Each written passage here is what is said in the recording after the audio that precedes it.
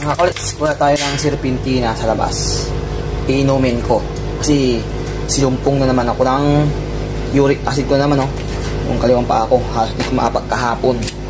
Ngayon medyo okay na. Pangalawang araw ko na itong magtitik ng serpentina, mga kolits. Kuha tayo ulit.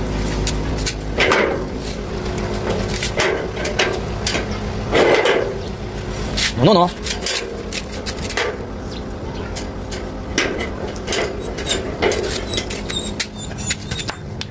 Mga kolits, oh. Serpentina. Kuha tayo ng ito.